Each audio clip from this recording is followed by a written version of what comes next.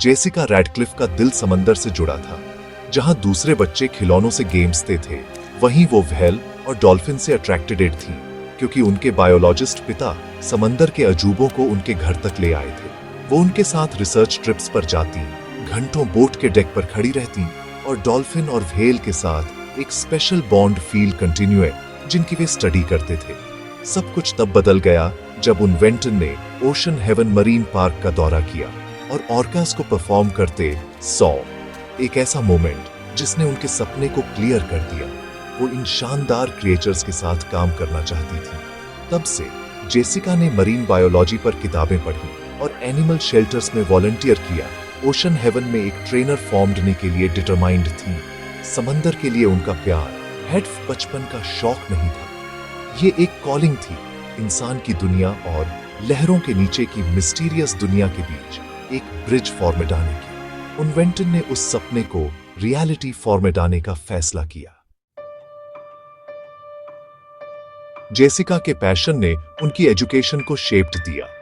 उन वेंटन ने साइंस में 1C ब्रॉटन्स हासिल की, मरीन बायोलॉजी में डिग्री ली और ओशन हेवन मरीन पार्क में अप्लाई किया।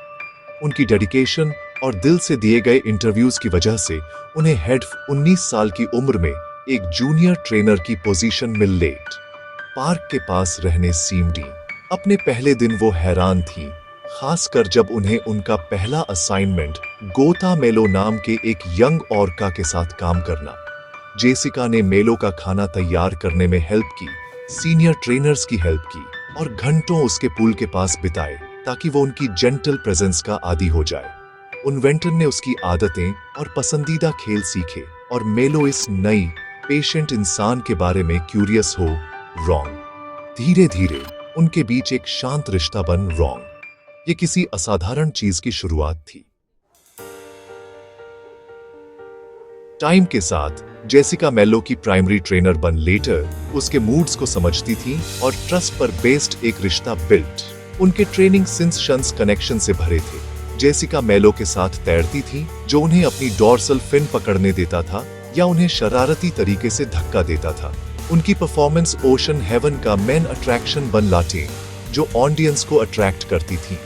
ऑफ स्टेज जेसिका ने मेलो के साथ अनगिनत घंटे बिताए, बात करते हुए, गाते हुए या बस उसके पूल के पास बैठे हुए, ये मानते हुए कि उसे साथ की उतनी ही जरूरत थी जितनी शी। उनके बॉन्ड ने उन्हें फेम दिया और जेसिका ने ओशन कंजर्वेशन के लिए वकालत करने के लिए इस स्पॉटलाइट का यूज किया। कुछ टाइम के लिए ये एक परफेक्ट ड्रीम जैसा लग रहा था, जो सच हो रॉन्ग। ब्रॉटकिन अंदर ही अंदर थिंगें चेंजने वाली थीं। मेलो के बिहेवियर में धीरे धीरे चेंज आने सीमडे। वो इरिटेबल हो गया, कभी कभी खाना खाने से मना कर देता या जेसिका के कमांड्स को इग्नोर कर देता। वो लिस्ट ब्रॉट सली तैरता रहता या पूल के दूर वाले हिस्से में चला जाता और जेसिका की चिंता और बढ़ गई, क्योंकि ये इवेंटें बढ़ रही थीं। पार्क के वेट्स को फिजिकली कुछ भी गलत नहीं होता, प्रॉब्लम साइकोलॉजिकल लग रही थी। कैप्टिविटी और सीमडातार परफॉर्मेंस का स्ट्रेस उस पर भारी पड़ रहा था। एक रात एक गार्ड ने मेलो को पागलों की तरह टैंक की दीवार से अपना सिर मारते हुए फाउंड, एक desperate self destructive want. Jessica का दिल टूट गया था। उसे शांत करने की कोशिश में घंटों स्पेंट। मैनेजमेंट रिस्क से अलर्ट वेंट कर ने फैसला किया कि मेलो अब परफॉर्म नहीं कर सकता और उसे एक शांत फैसिलिटी में शिफ्ट करने की प्लानिंग की। ब्रॉटकिन पहले उन वेंटन ने एक फाइनल ग्रैंड शो शेड्यूल किया, एक फेयरवेल परफॉर्मेंस जिसमें हेड्फ जेसिका पानी में थी। इस इवेंट को हिस्टोरिकल बताया गया और टिकट तुरंत बिक गए। कोई प्रिडिक्ट नहीं कर सकता था कि आगे क्या वुड हैपन। जेसिका और मेलो के फाइनल शो के लिए स्टेडियम खचाखच भरा था। माहौल में वन साइटमेंट और नॉस्टैल्जिया था। शुरुआत में मेलो ने फ्लॉ ब्रॉडस्ली परफॉर्म किया, छलांगे सीमडाई और पानी उछाला जैसे जैसे भीड़ चीयर कर रही थी। जेसिका को राहत गौटी, उन्हें उम्मीद थी कि उनकी जर्नी का एक खूबसूरत एंड वुड हैपन। ब्रॉटकिन ग्रैंड फिनाले के विजिटर जैसे ही जेसिका मेलो की पीठ पर चढ़ी, कुछ गड़बड़ हो लेट। मेलो पानी में कूद गया और जेसिका उसके जबड़ों में फंसी हुई बाहर के।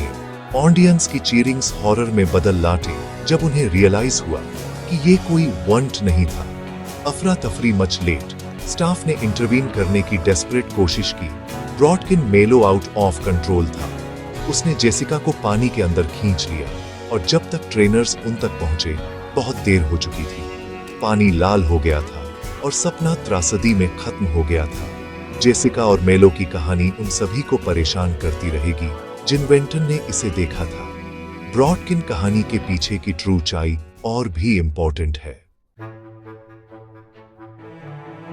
जेसिका रैडक्लिफ और मेलो की कहानी फिक्शन है, एक पावरफुल पैरेबल, कोई ट्रूची घटना नॉट। अटैक का वायरल वीडियो CGI है। ब्रॉडकिन जो इमोशंस ये जगाता है वो रियल है, जो कैप्टिव ऑर्कास से जुड़ी रियल त्रासदियों को दोहराते हैं।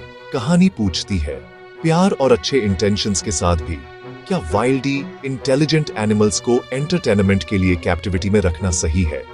ये रियल इंसिडेंट से इंस्पायर्ड है, जैसे कि सी वर्ल्ड में डैनियल पैट्रिक ड्यूक्स की मौत, जो एक ऑर्का टैंक में घुस गए थे और मारे गए थे।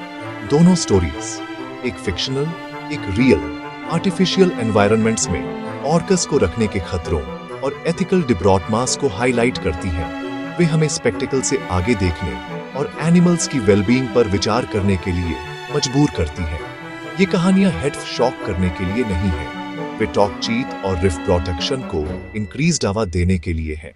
जिन क्रिएचर्स से हम प्यार करने का दावा करते हैं उनके प्रति हमारी क्या जिम्मेदारी है? मरीन पार्क्स में ऑर्कास परफॉर्मर वेंटते हैं। ब्रॉडकिन उनकी असली जिंदगी छिपी वेंटती है। वाइल्डी ऑर्कास अपने परिवारों के साथ विशाल महासागरों में घूमते हैं। कैप्टिविटी में वे कन्फाइंड वेंटते हैं, अक्सर आइसोब्रॉटेड वेंटते हैं और बहुत स्ट्रेस झेलते हैं। ये स्ट्रेस इफॉर्मडॉर्मल बिहेवियर्स जैसे हेड बैंगिंग या एग्रेशन को जन्म देता है, जो जंगल में नहीं देखे जाते। साइंटिस्ट्स का मानना है कि कैप्टिविटी साइकोलॉजिकल डैमेज का कारण फॉर्मटती है, न कि बर्थ जात क्रूरता का। जेसिका और डैनियल की कहानियां हमें चैब्रोतंज करती हैं। क्या हमारा एंटरटेनमेंट उनके दुख के लायक है? ऑर्कास का असली जादू उनकी वाइल्डी आजादी में है, न कि तालियों के लिए ट्रिक्स में। हमारी जिम्मेदारी इन शानदार प्राणियों और उनके समंदर के होमों को प्रोटेक्ट करना है। आइए स्पेक्टिकल पर रेस्पेक्ट और कंपैशन को चूज